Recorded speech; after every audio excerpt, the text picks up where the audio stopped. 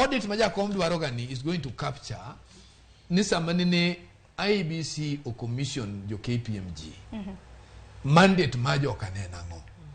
Be negi golo jo manotho. Be negi golo double registration. That threshold needs to be made clear. Kejwadwa ngenu du bed ni malpractice ni no wo kanye. That is the audit ma Jakom dwaro. Kwa wo kanyo. Wabro di election ni kanegoe. What was the method? Money disseminate got the result. Who was controlling it? Wondering Safaricom. Does Safaricom have network all over the country? Network. So at that point, Erikaka votes go nebe to disseminate it. Could that be the possible areas money areas nyalobeti? Then wabro biro in the server. Server, I want to explain to you.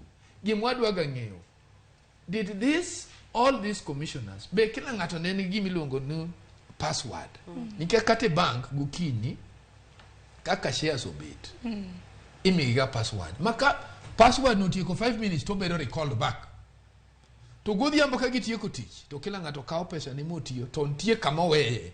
There is another leader will come, he picks it en ben ntie kama weye kendo moro biro kendo pike ntie kama weye gingama koro tere strong room. Go kinyi luongo jokate. Is this what we left yesterday? Kapoko chak teach.